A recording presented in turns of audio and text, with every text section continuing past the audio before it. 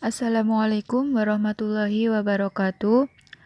Kami dari kelompok 7 yang beranggotakan Sulistia Oktaviona, Tria Lutfiana, Tria Mariska, dan Vina Amri Mufrida. Di sini kami akan menjelaskan tentang masa dinasti Utsmani di Turki. Subpembahasan dari masa dinasti Utsmani di Turki adalah sejarah berdirinya dinasti Utsmani di Turki, penaklukan Konstantinopel, peradaban pada masa dinasti Utsmani, dan masa kemunduran dinasti Utsmani. Sesudah dinasti Abbasiyah di Baghdad runtuh, munculnya Daulah Utsmaniyah atau dinasti Utsmani. Islam kembali menunjukkan kegagah perkasaan yang luar biasa dan dapat menyambung usaha dan kemegahan yang lama. Daulah Utsmaniyah sampai permulaan abad ke-20 telah dapat mempertahankan kemegahan Islam. Di negeri-negeri Eropa Timur atau Balkan adalah kerajaan-kerajaan yang bernaung di bawah perintah kerajaan Turki Utsmani. Sejarah berdirinya dinasti Utsmani di Turki. Di wilayah yang disebut dengan Turkistan yang terbentang dari dataran tinggi Mongolia dan Cina Utara di bagian timur hingga Laut Kasvin di sebelah barat dan dari lembah Siberia di sebelah utara hingga anak benua India dan Persia di sebelah selatan, berdiamlah suku Algis atau Oghuz dan kabilah-kabilahnya yang besar. Mereka dikenal dengan sebutan Turk. Kabilah-kabilah ini melakukan migrasi besar-besaran dari negerinya pada paruh kedua abad ke-6 Masehi ke Asia Tengah.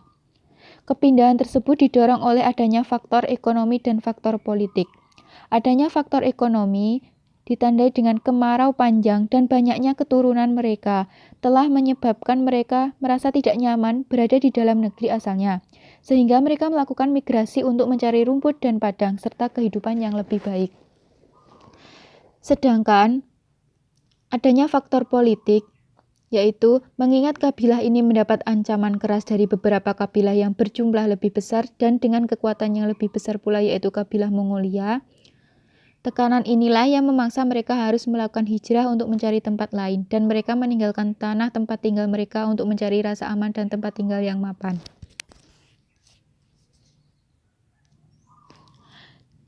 Kabilah ini migrasi secara terpaksa menuju ke arah barat dan berhenti di pinggiran sungai Jaihun. Mereka tinggal lama di Tibristan dan Jurjan.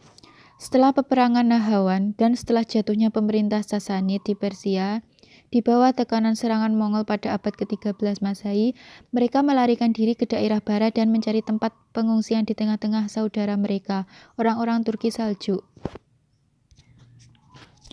Di bawah pimpinan Ertuğrul, mereka mengabdikan diri kepada Sultan Alauddin II, Sultan Saljuk, yang kebetulan sedang berperang melawan Bizantium. Berkat bantuan mereka, Sultan Alauddin mendapat kemenangan. Atas jasa baik itu, Sultan Alauddin menghadiahkan sebidang tanah di Asia Kecil atau sekarang yaitu Turki, yang berbatasan dengan Bizantium. Sejak itu mereka terus membina wilayah barunya dan memilih kota Shuhud sebagai ibu kota. Ketika Ertuğrul meninggal dunia pada tahun 687 Hijriah, Utsman menggantikan posisinya. Hal pertama yang ia lakukan adalah memperluas wilayah kekuasaan sukunya, tentu saja atas persetujuan Alauddin. Pada tahun 699 Hijriah, bangsa Mongol menyerang kerajaan Saljuk dan Sultan Alauddin terbunuh. Utsman kemudian menyatakan kemerdekaan dan berkuasa penuh atas daerah yang didudukinya. Sejak itulah kerajaan Utsmani dinyatakan berdiri. Utsman mendirikan negara Utsmani yang dialamatkan kepada namanya. Untuk itu ia membuat suatu ibu kota bagi negaranya, yaitu kota Yenisehir, yang berarti kota baru atau tadinya bernama Eksisehir. Utsman pun mengajak para amir Romawi untuk masuk Islam. Jika menolak, maka mereka diharuskan membayar upeti atau jizyah, dan mereka menolak membayar jizyah. Konsekuensinya mereka akan diperangi.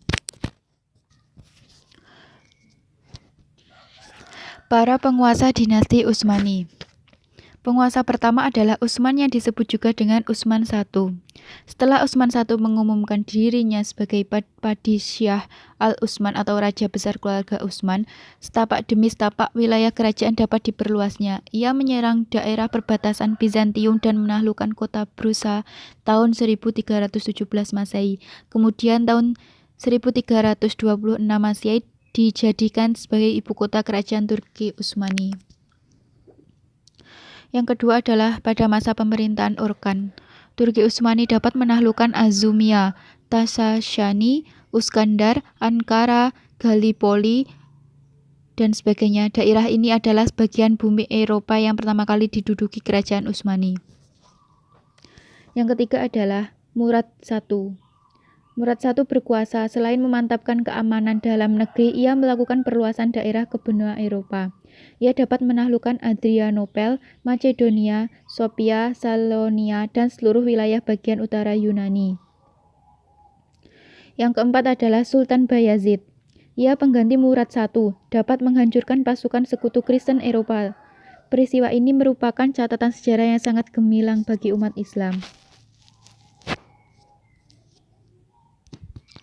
Turki Utsmani mencapai kegemilangannya pada saat kerajaan ini dapat menaklukkan pusat peradaban dan pusat agama Nasrani di Bizantium, yaitu Konstantinopel, yaitu penguasa yang ke-5, yaitu Sultan Muhammad II yang dikenal dengan Sultan Muhammad Al-Fatih. Ia dapat mengalahkan Bizantium dan menaklukkan Konstantinopel pada tahun 1453 Masehi. Penguasa yang ke-6 yaitu Sultan Salim I. Sultan Salim I naik tahta. Ia mengalihkan perhatian ke arah timur dengan menaklukkan Persia, Syria, dan dinasti Mamalik di Mesir. Penguasa yang ke-7 adalah Sultan Sulaiman Al-Qanuni.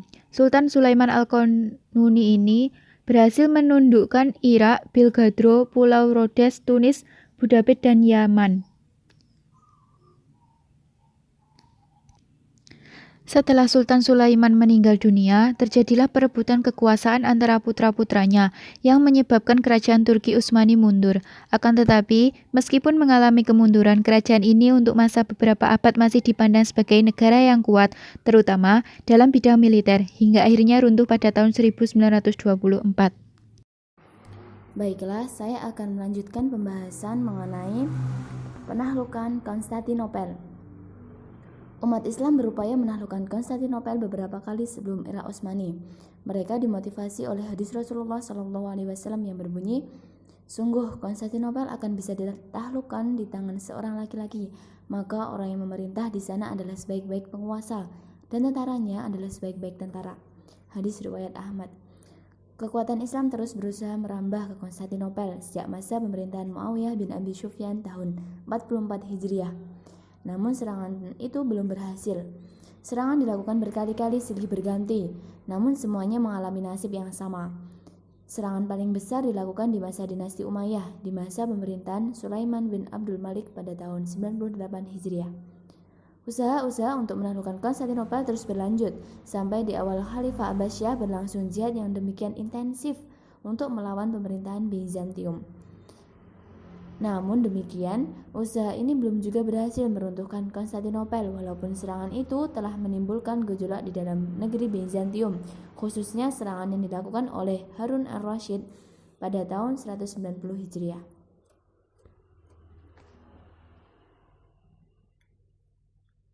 Satu, persiapan penaklukan Konstantinopel.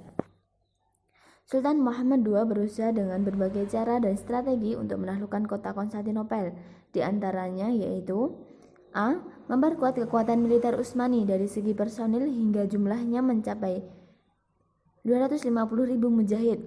Jumlah ini merupakan jumlah yang sangat besar jika dibandingkan jumlah tentara negara saat itu. B. Memperkuat pelatihan pasukan dengan berbagai jenis seni tempur dan ketangkasan bersenjata, sehingga mereka memiliki keahlian tempur kelas tinggi untuk menyambut operasi jihad yang ditunggu-tunggu. C. Memperhatikan sisi ruhiyah dan menanamkan semangat jihad di dalam diri pasukan. Muhammad II selalu mengingatkan pasukannya tentang pujian Rasulullah SAW kepada pasukan yang akan mampu membuka kota Konstantinopel. Dia selalu berharap tentara yang dimaksud Rasulullah SAW adalah tentaranya.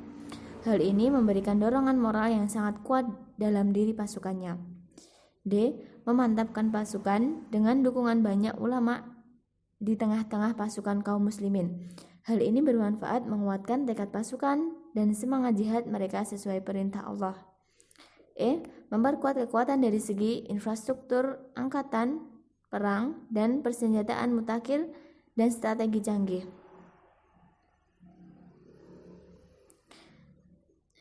F. Membangun benteng Romali-Hishard di wilayah selatan Eropa di selatan Bosporus pada sebuah titik paling strategis yang berhadapan dengan benteng yang pernah dibangun di masa pemerintahan Bayazid di daratan Asia.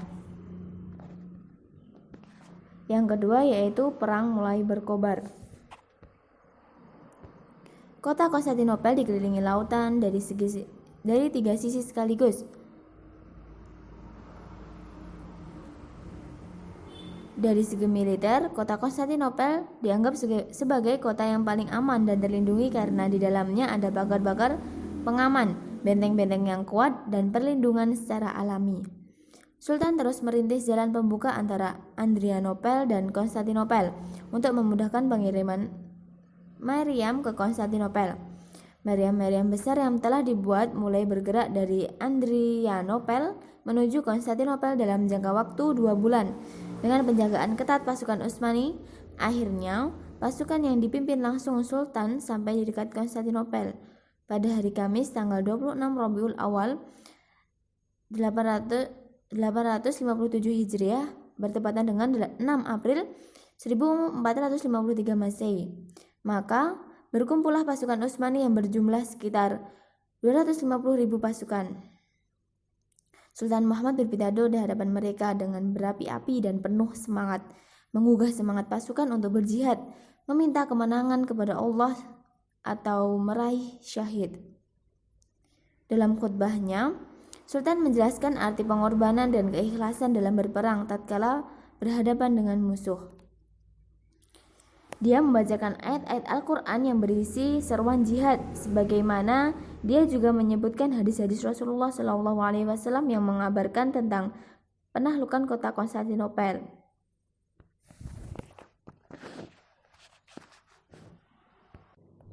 Pada hari berikutnya, Sultan mendistribusikan pasukan daratnya di depan pagar-pagar luar Konstantinopel.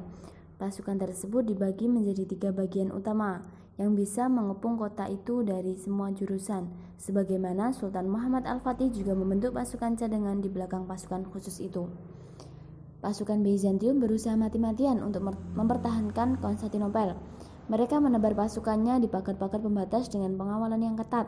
Namun, pasukan Utsmani melakukan penyerbuan untuk segera merebut kota itu.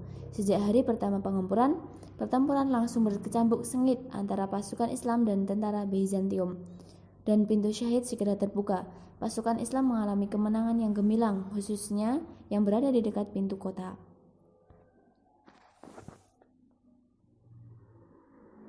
3. Muhammad Al-Fatih berunding dengan Konstantin.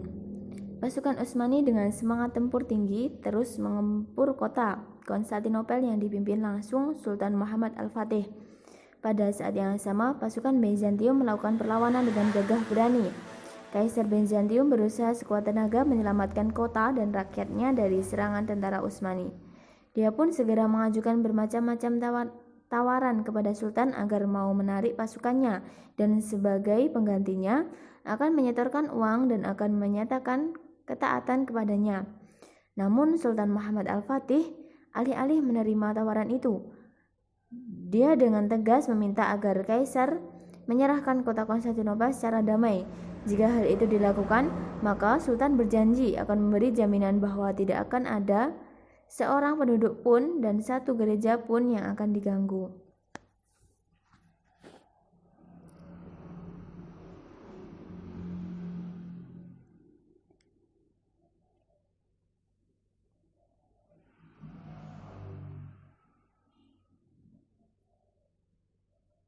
Namun tiba-tiba di tengah kecambuk perang yang hebat, Sultan Muhammad Al-Fatih memerintahkan kepada seluruh pasukan penyerbu untuk menarik diri.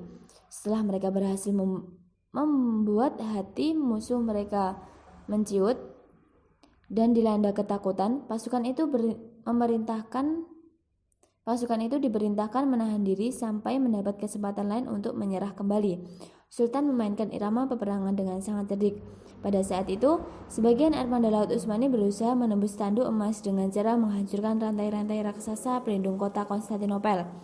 Namun, kapal-kapal aliansi Bizantium dan Eropa ditambah pasukan yang bermarkas di belakang rantai-rantai itu berhasil menahan kapal-kapal para mujahidin dan menghancurkan beberapa di antaranya. Dengan terpaksa, armada pasukan Islam menarik diri setelah menemui kesulitan menembus rantai. 4. Sikap tegas Sultan Muhammad Al-Fatih. Ada satu kejadian menarik. 2 hari setelah pertempuran di Teluk Tanduk Emas, terjadilah pertempuran selanjutnya antara armada laut Utsmani melawan sebagian kapal Eropa yang berusaha mendarat di Teluk. Armada Islam berusaha sekuat tenaga mencegah kapal-kapal memasuki wilayah Teluk. Sultan Muhammad sendiri langsung mengawasi jalannya pertempuran dari pantai. Dia menulis surat kepada pimpinan armada. Hanya ada 2 pilihan untukmu, menguasai kapal-kapal itu atau menenggelamkannya. Jika tidak, maka janganlah kamu kembali pada kami dalam keadaan hidup. Namun, kapal-kapal Eropa berhasil sampai ke Teluk dan kapal-kapal Utsmani tidak mampu menghadangnya, walaupun mereka telah berusaha sekuat tenaga mencegah hal itu. Sultan marah besar dan segera mencopot panglima armada pasukan laut. Balta yang merupakan komandan armada laut terpukul dengan tuduhan itu dan berkata, "Sungguh saya telah berhadapan dengan kematian dengan jiwa yang kokoh. Namun saya akan merasa sakit jika saya mati dan saya dituduh dengan tuduhan seperti ini.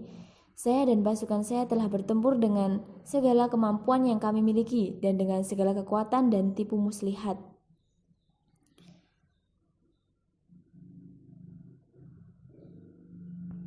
Ini adalah dikarenakan Sultan menuduh Balta sebagai seorang pengecut karena tidak berhasil mengalahkan tentara Bizantium. Kekalahan armada laut memberi kesempatan kepada seorang penasihat Sultan, khususnya Perdana Menteri bernama Khalil Pasha, mendapat alasan untuk membujuk Sultan agar mengubah impiannya untuk menguasai Konstantinopel. Namun, bujukan Pasha pun tidak membuahkan hasil. Sultan tetap kukuh dengan pendiriannya untuk menaklukkan Konstantinopel.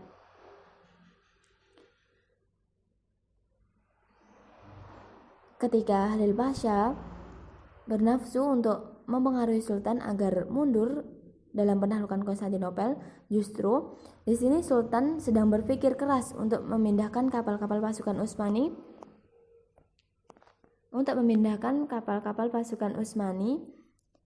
ke Teluk Tanduk Emas secara aman dan efektif tanpa harus melalui peperangan laut. Singkat kata, semua omongan Khalil Pasha tidak dipedulikan sama sekali. 5. Sultan melontarkan ide jenius. Sultan memiliki pemikiran yang cemerlang. Beliau bermaksud memindahkan kapal-kapal dari pangkalan armada Utsmani di Baiskates ke Tanduk Emas. Pemindahan ini dilakukan dengan menarik kapal lewat darat dari satu pelabuhan menuju pelabuhan lain. Kapal-kapal itu harus dijauhkan dari Galata karena khawatir kapal-kapal itu akan mendapat serangan dari arah selatan. Jarak 2 pelabuhan tersebut sekitar 3 mil.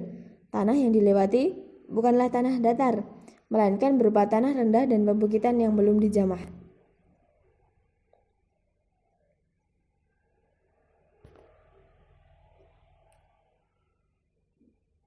Upaya menarik kapal melalui daratan dengan beralasan kayu-kayu yang telah dilapisi oleh minyak dan lemak merupakan kejadian spektakuler.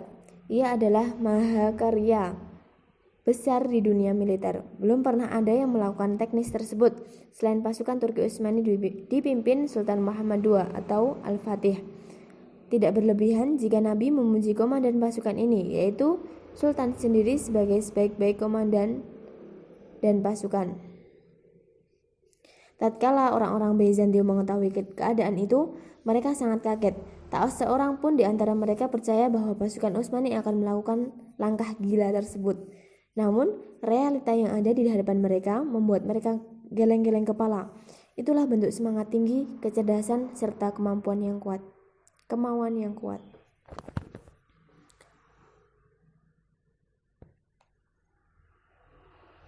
Salah seorang ahli sejarah tentang Bizantium menyatakan kekaguman atas teknik yang ditempuh pasukan Utsmani itu. Dia berkata, "Kami tidak pernah melihat dan tidak pernah mendengar sebelumnya sesuatu yang sangat luar biasa seperti itu. Muhammad Al-Fatih telah mengubah bumi menjadi lautan, dan dia menyeberangkan kapal-kapalnya di puncak-puncak gunung sebagai pengganti gelombang-gelombang. Sungguh, cara seperti itu jauh melebihi apa yang dilakukan oleh Alexander Agung."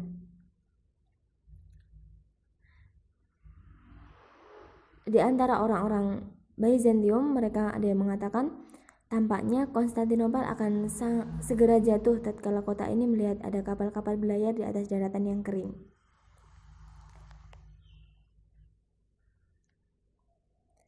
Selanjutnya yaitu strategi membuat terowongan.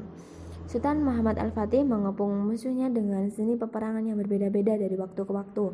Seni peperangan seperti ini merupakan inovasi baru yang belum pernah dikenal sebelumnya. Ini dikenal sebagai perang urat syaraf.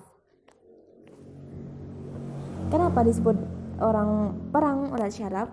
Karena pasukan Utsmani melakukan pertempuran dengan cara membuat terowongan. Terowongan di bawah tanah yang sangat panjang sehingga menembus tanah Konstantinopel. Namun, siasat ini diketahui oleh pasukan Bizantium. Lalu mereka membuat terowongan agar sampai di mana itu bertemu dengan terowongan pasukan Utsmani. Dan ketika pasukan Utsmani melihat cahaya, mereka sangat gembira. Mereka mengira bahwasanya mereka telah berada dan mendekati tanah Konstantinopel.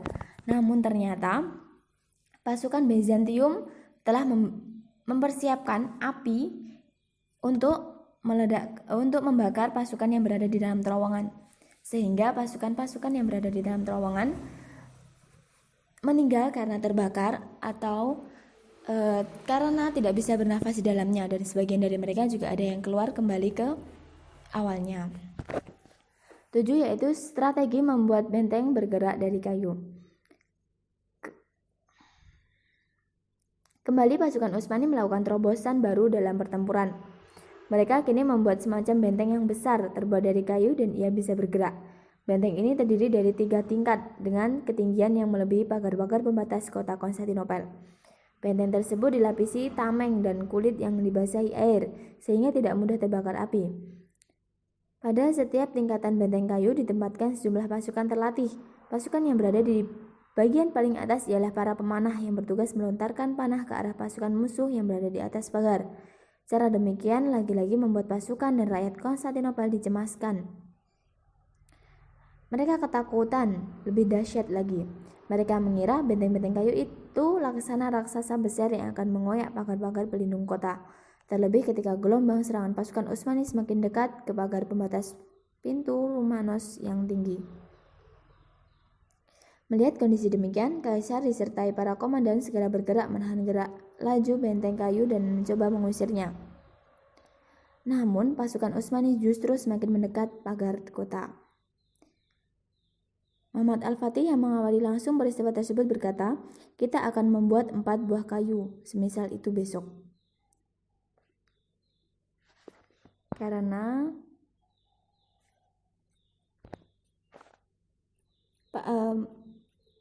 tembok kayu yang berjalan tersebut dapat dikalahkan oleh pasukan Bizantium dengan cara membakarnya.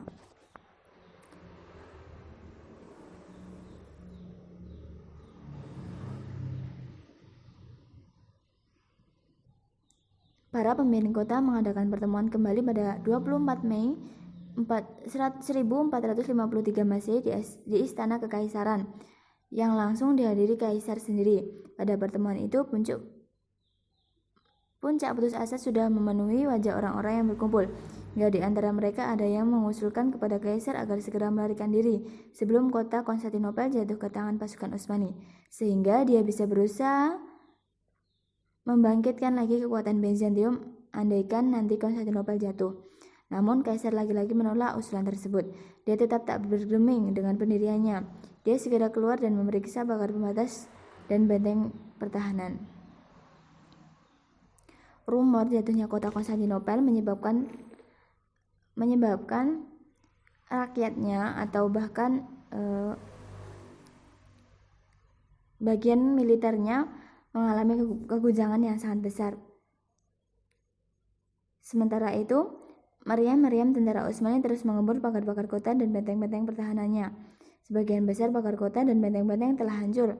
Parit-parit dipenuhi puing-puing berserakan sehingga tidak mampu lagi dibereskan pasukan penjaga kota. Dengan demikian, kota Konstantinopel menjadi sangat terbuka untuk diserang kapan saja. Namun pilihan tempat dan waktunya saat itu belum ditentukan. 8. Menjelang serangan umum. Dalam rangka menyambut datangnya penaklukan umum, pada hari Ahad tanggal 18 Jumadil Ula 857 Hijriah bertepatan dengan 27 Mei 1453 Masehi, Sultan memberikan wejangan kepada pasukannya untuk khusyuk, mensucikan diri, mendekatkan diri kepada Allah dengan melakukan sholat dan amal-amal kebaikan lainnya. Dia memerintahkan agar para mujahidin banyak berdoa dan merendahkan diri kepada Allah dengan harapan semoga Allah memudahkan penaklukan kota. Semangat ini tersebar luas di kalangan kaum muslimin. Pada sore hari, tentara Utsmani menyalakan api yang begitu tinggi, membubung di sekitar markas mereka. Kobaran api diliputi oleh suara-suara penuh semangat pasukan Utsmani dan dalam mengumandangkan tahlil dan takbir. Peristiwa ini membuat orang-orang Romawi berpikir bahwa api telah berkobar besar di markas pasukan Utsmani. Mereka mengira pasukan Utsmani telah melakukan pesta kemenangan sebelum penyerangan. Satu hal yang menimbulkan rasa takut yang demikian besar di dalam dada pasukan Romawi. Sehari setelah itu,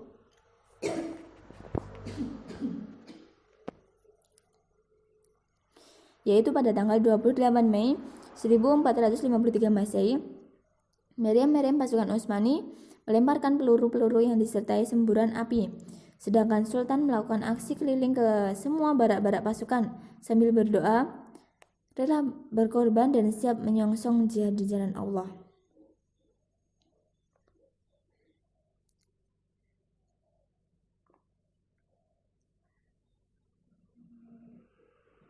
Para ulama mengingatkan kaum mujahidin tentang keutamaan mati syahid di jalan Allah dan tentang para syuhada terdahulu yang meninggal di sekitar kota Konstantinopel. Di antaranya adalah Abu Ayyub al-Asy'ari. Mereka mengatakan kepada kaum mujahidin, tatkala Rasulullah hijrah ke Madinah, dia singgah di rumah Abu Ayyub al-Asy'ari. Abu Ayyub al-Ansori. Di kemudian hari, Abu Ayyub sengaja mendatangi tanah kota ini dan dia singgah di sini. Maka rebutlah kota ini untuk menebus impian Abu Ayyub al-Ansori. Ucapan ini membakar semangat pasukan Islam dan menimbulkan gejolak juang yang tinggi. Setelah Muhammad al-Fatih kembali ke kemahnya, dia memanggil komandan-komandan tentara. Saat itulah dia mengeluarkan pengumuman terakhir. Isinya sebagai berikut. Jika penaklukan kota Konstantinopel ini sukses, maka sabda Rasulullah telah menjadi kenyataan. Salah satu mukjizatnya akan terbukti. Kita sendiri akan mendapatkan bagian dari apa yang telah dijanjikan dalam hadis itu, yaitu berupa kemuliaan dan penghargaan. Maka sampaikanlah kepada para pasukan satu persatu bahwa kemenangan yang akan kita capai nanti akan menambah ketinggian dan kemuliaan Islam. Untuk itu, wajib bagi setiap pasukan menjadikan ajaran-ajaran syariat selalu di depan matanya. Jangan sampai ada di antara mereka yang melanggar syariat yang mulia. Hendaknya mereka tidak mengusik tempat-tempat peribadatan gereja. Hendaknya mereka tidak mengganggu para pendeta dan orang-orang lemah, tak berdaya yang tidak ikut terjun dalam pertempuran. Pada saat yang sama, Kaisar Bizantium mengumpulkan masyarakat dan pasukan di Konstantinopel untuk mengadakan ritual nasional berupa doa, ratapan, ketundukan di gereja-gereja. Ritual itu dihadiri oleh semua kalangan. Mereka berharap doanya dikabulkan sehingga kota ini selamat dari segala mara bahaya. Salah seorang Nasrani yang hadir berkata, andai kata seseorang hatinya terbuat dari kayu dan atau dari batu karang, pastilah kedua matanya akan berlinang air mata melihat pemandangan yang sangat mengharukan itu.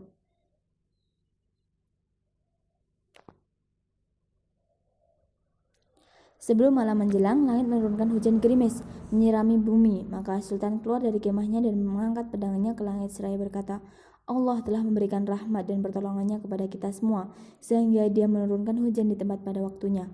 Hujan ini akan mengurangi kebulan debu dan akan mudah bagi kita untuk bergerak. Pertolongan Allah dan kemenangan yang dekat. Pada pukul 1 pagi, hari Selasa, tanggal 20 Jumadil Ula tahun 857 Hijriah bertepatan dengan 29 Mei tahun 1453 Masehi, serangan umum mulai dilancarkan pasukan Utsmani. Setelah dikeluarkan komando, seluruh mujahidin dengan penuh semangat mengembarkan takbir. Pasukan mujahidin bergerak menuju ke pinggir-pinggir pagar melindung kota. Para mujahidin sama-sama merindukan mati syahid. Oleh sebab itulah mereka maju dengan gagah, berani, dan semangat berkobar yang tinggi. Mereka maju menyerang musuh. Banyak di antara para mujahidin yang gugur sebagai syuhada. Serangan itu sendiri dibagi ke dalam beberapa titik. Namun secara khusus, serangan terbesar dipusatkan di lembah Likus yang dipimpin oleh Sultan Muhammad Al-Fatih sendiri. Gelombang pasukan pertama dari mujahidin menghujani benteng-benteng pertahanan Nasrani dengan anak panah dan meriam. Mereka berusaha keras untuk melumpahkan pertahanan lawan. Dengan kenekatan orang-orang Bizantium dan keberanian orang-orang Islam, berjatuhlah korban di kedua belah pihak dalam jumlah besar.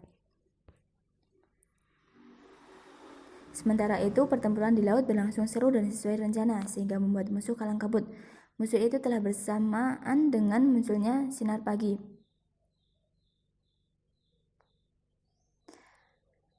Para mujahidin bisa memastikan tempat-tempat musuh lebih dekat dengan tepat.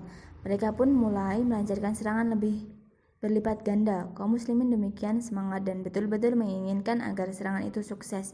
Namun tiba-tiba, Sultan mengeluarkan perintah agar pasukan Islam menarik diri dengan tujuan untuk mengistirahatkan meriam-meriam sampai bisa dioperasikan kembali.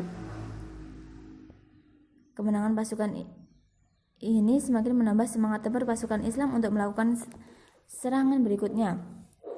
Terlebih pada saat yang sama, komandan pasukan musuh, yaitu Giovanni Giustiniani, mengalami luka sangat parah sehingga harus mundur dari medan laga. Peristiwa ini memberikan pengaruh sangat kuat untuk menggetarkan hati musuh. Akhirnya, Kaisar sendiri menggantikan posisi Giovanni menjadi komandan lapangan. Dia sendiri telah kabur melarikan diri dari medan perang dengan sebuah perahu. Kaisar takut tenaga berusaha mendorong pasukannya agar tetap teguh hati mempertahankan negeri.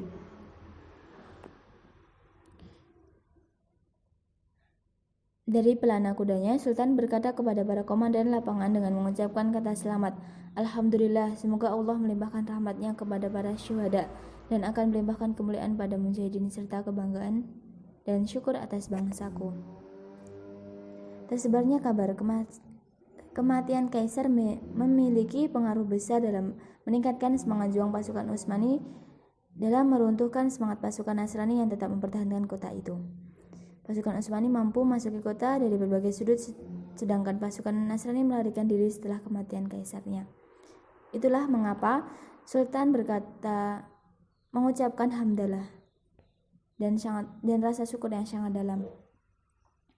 Di dalam kota terdapat sisa-sisa kantong pertahanan yang tetap melakukan perlawanan. Sebagian kalangan mujahidin terbunuh sebagai syahid. Kebanyakan dari penduduk kota melarikan diri ke dalam gereja. Di hari kemenangan itu, yaitu hari Selasa 20 Jumadil Ula 857 Hijriah bertepatan dengan 29 Mei 1453 Masehi, tak ada yang dilakukan oleh Sultan Al-Fatih kecuali berkeliling menemui pasukan dan panglima-panglima perang yang selalu mengucapkan Masya Allah, Maka dia pun menoleh pada mereka dan berkata, "Kalian telah menjadi orang-orang yang mampu menaklukkan kota Konstantinopel yang telah Rasulullah kabarkan." 10 ketinggian akhlak Sultan Al-Fatih. Sultan Al-Fatih segera menuju ke gereja Hagia Sophia. Di sana telah berkumpul banyak orang dari kalangan rohib, pendeta, dan masyarakat. Tatkala Sultan mendekati pintu gereja, orang-orang Nasrani merasa sangat ketakutan.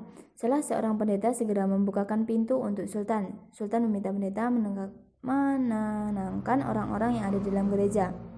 Setelah itu, Sultan memerintahkan untuk segera mengubah gereja tersebut menjadi masjid. Tujuannya agar nanti pada hari Jumat sudah bisa dipergunakan untuk sholat Jumat. Para pekerja pun segera bekerja keras melakukan renovasi. Mereka menurunkan salib-salib, berhala-berhala, dan menghapus semua gambar yang ada di dalam gereja.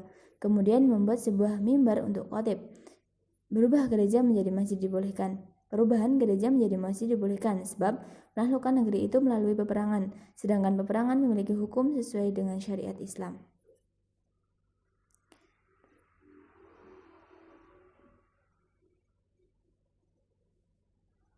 Sultan Muhammad Al-Fatih memiliki sikap toleransi yang begitu tinggi terhadap orang-orang Nasrani, didasarkan adanya dorongan untuk komitmen terhadap syariat Islam yang memang memberi toleransi kepada kaum Yahudi dan Nasrani selagi mereka mau membayar zirah.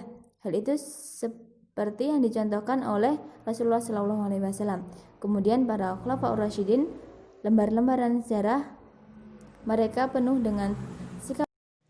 Yang selanjutnya adalah peradaban pada masa dinasti Utsmani. Sejak masa Utsman bin Ertugrul yang dianggap pendiri pertama kerajaan Turki Utsmani ini dengan nama dinasti Utsmani atau Imperium Ottoman. Timbullah kemajuan dalam berbagai bidang agama Islam. Turki membawa pengaruh cukup baik dalam bidang ekspansi agama Islam ke Eropa. Kemajuan lainnya antara lain dalam bidang militer dan pemerintahan, bidang ilmu pengetahuan dan budaya, serta dalam bidang keagamaan. Dalam perkembangannya, Turki cukup berpengaruh dalam bidang peradaban Islam dengan corak peradaban yang khas.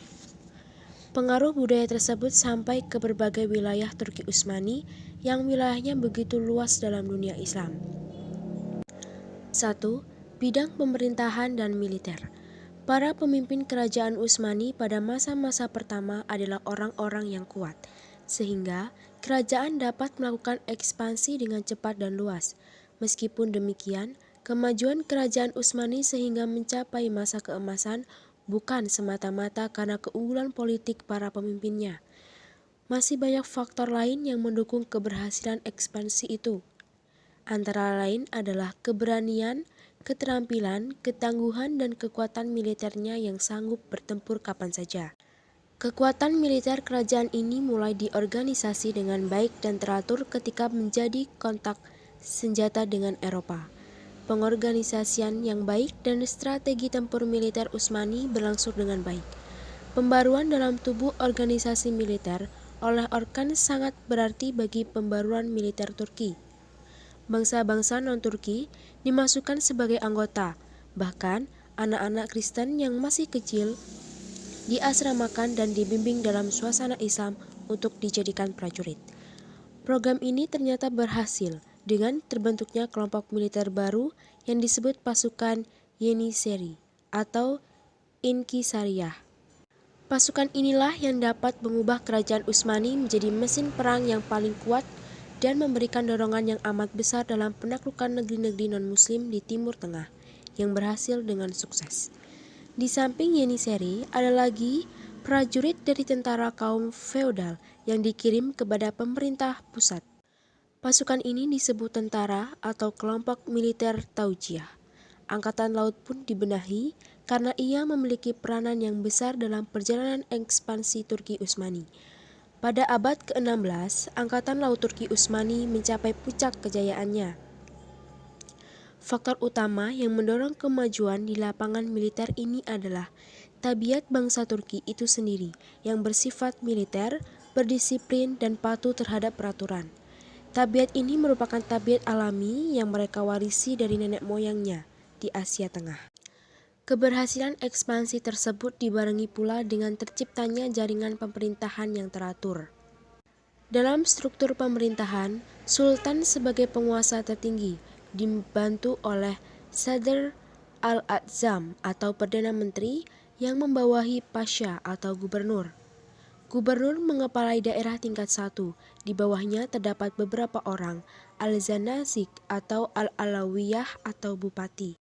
Untuk mengatur urusan pemerintahan negara, di masa Sultan Sulaiman I disusun sebuah kitab undang-undang atau konum. Kitab tersebut diberi nama Multaka al-Abhur yang menjadi pegangan hukum bagi kerajaan Turki Utsmani sampai datangnya reformasi pada abad ke-19. Karena jasa Sultan Sulaiman I yang amat berharga ini, di ujung namanya ditambah gelar Sultan Sulaiman al-Qanuni. 2. Bidang ilmu pengetahuan. Peradaban Turki Utsmani merupakan perpaduan bermacam-macam peradaban, di antaranya adalah peradaban Persia, Bizantium, dan Arab. Dari peradaban Persia, mereka banyak mengambil ajaran-ajaran tentang etika dan tata krama dalam istana raja-raja. Organisasi pemerintahan dan kemiliteran banyak mereka serap dari Bizantium. Sedangkan ajaran tentang prinsip-prinsip ekonomi, sosial, kemasyarakatan, dan keilmuan mereka terima dari orang-orang Turki Utsmani. Sebagai bangsa yang berdarah militer, Turki Utsmani lebih banyak memfokuskan kegiatan mereka dalam bidang kemiliteran, sementara dalam bidang ilmu pengetahuan mereka tampak tidak begitu menonjol. Karena itulah dalam khazanah intelektual Islam kita tidak menemukan ilmuwan terkemuka dari Turki Utsmani. 3. Bidang kebudayaan. Dalam bidang kebudayaan, Turki Utsmani banyak muncul tokoh-tokoh penting, seperti yang terlihat pada abad ke-16 sampai dengan 18. Di antara penulis yang membawa pengaruh Persia ke dalam istana Utsmani adalah Yusuf Nabi 1642 sampai 1712 Masehi. Ia muncul sebagai juru tulis bagi Musahif Mustafa, salah seorang menteri Persia dan ilmu-ilmu agama. Yusuf Nabi menunjukkan pengetahuannya yang luar biasa dalam puisinya. Dalam bidang sastra prosa, kerajaan Utsmani melahirkan dua tokoh terkemuka, yaitu Khatib Çelebi dan Evliya Çelebi. Yang terbesar dari semua penulis adalah Mustafa bin Abdullah, yang dikenal dengan Khatib Çelebi atau Haji Khalif, 1609 sampai dengan 1657 Masehi. Ia menulis buku bergambar dalam karya terbesarnya, Kasyf al-Zunun fi Asma'i al-Kutub wa al-Afunun, sebuah presentasi biografi penulis-penulis penting di dunia Timur bersama daftar dan deskripsi lebih dari 1.500 buku berbahasa Turki, Persia, dan Arab. Ia juga menulis buku-buku lainnya. Salah seorang penyair diwan yang paling terkenal adalah Muhammad Esat Effendi yang dikenal dengan Galip Dede atau Syah Galip 1757 sampai dengan 1799 Masehi. Adapun di bidang pengembangan seni arsitektur Islam, pengaruh Turki sangat dominan. Misalnya, bangunan-bangunan masjid yang indah seperti Masjid Al-Muhammadi atau Masjid Sultan Muhammad Al-Fatih, Masjid Agung Sultan Sulaiman, dan Masjid Hagia Sophia yang berasal dari sebuah gereja. 4. Bidang keagamaan. Dalam tradisi masyarakat Turki, agama merupakan sebuah faktor penting dalam transformasi sosial dan politik seluruh masyarakat. Masyarakat digolongkan berdasarkan agama dan kerajaan sendiri, sangat terikat dengan syariat sehingga fatwa ulama menjadi hukum yang berlaku. Ulama memiliki pemeranan penting dalam kerajaan dan masyarakat. Mufti sebagai pejabat urusan agama tertinggi berwenang memberi fatwa resmi terhadap problema keagamaan yang dihadapi masyarakat. Tanpa legitimasi mufti, keputusan hukum kerajaan bisa tidak berjalan. Tarekat yang berkembang ialah tarekat Bektashi dan tarekat Maulawi. Kedua tarekat ini banyak dianut oleh kalangan sipil dan militer. Tarekat Bektashi memiliki pengaruh yang sangat dominan di kalangan Yeniseri sehingga mereka sering disebut tentara Bektashi. Kajian mengenai ilmu-ilmu keagamaan Islam seperti fikih, ilmu kalam, tafsir, dan hadis boleh dikatakan tidak mengalami perkembangan, yang berarti para penguasa lebih cenderung untuk menegakkan satu faham atau mazhab keagamaan dan menegakkan mazhab lainnya. Sultan Abdul Hamid misalnya begitu fanatik terhadap aliran Asy'ariyah. Akibat kelesuan di bidang ilmu keagamaan dan fanatik yang berlebihan, maka ijtihad tidak berkembang. Ulama hanya menulis buku dalam bentuk syarah atau penjelasan dan hasyiyah atau semacam catatan terhadap karya-karya klasik. Baik, di sini saya akan menjelaskan tentang masa kemunduran dinasti Utsmani. Setelah Sultan Sulaiman Al-Qanuni wafat pada tahun 1566 Masehi, kerajaan Turki Utsmani memulai memasuki fase kemunduran. Akan tetapi, sebagai sebuah kerajaan yang sangat besar dan kuat, kemunduran itu tidak langsung terlihat. Sultan Sulaiman Al-Qanuni diganti oleh Sultan Salim II pada tahun 1566 sampai 1574 Masehi. Di masa pemerintahannya, terjadi pertempuran antara armada laut Kerajaan Utsmani dengan armada laut Kristen yang terdiri dari Angkatan Laut Spanyol, Angkatan Laut Bandukia, Angkatan Laut Sri Paus, dan sebagian kapal para pendeta Malta yang dipimpin Don Juan dari Spanyol. Pertempuran ini terjadi di Selat Lepanto atau Yunani. Dalam pertempuran ini, Turki Utsmani mengalami kekalahan yang mengakibatkan Tunisia dapat direbut oleh musuh. Baru pada masa sultan berikutnya, yaitu Sultan Murad III pada tahun 1575 Masehi, Tunisia dapat direbut kembali. Pada masa Sultan Murad III, Kerajaan Utsmani pernah berhasil menyerbu Kaukasus dan menguasai Tiflis di Laut Hitam pada tahun 1577 Masehi. Merampas kembali Tibris, ibu kota kerajaan Safawi, menundukkan Georgia, mencampuri urusan dalam negeri Polandia, dan mengalahkan gubernur Bosnia pada tahun 1593 Masehi. Namun, kehidupan moral sultan yang tidak baik menyebabkan timbulnya kekacauan dalam negeri. Apabila ketika pemerintahan dibekang oleh para sultan yang lemah, seperti Sultan Muhammad III, dalam situasi yang kurang baik itu, Austria berhasil memukul kerajaan Utsmani. Sesudah Sultan Ahmad I, situasi semakin memburuk dan naiknya Mustafa I. Karena gejolak politik dalam negeri tidak dapat diatasinya, Syekh al-Islam mengeluarkan fatwa agar ia turun dari tahta dan diganti oleh Utsman II.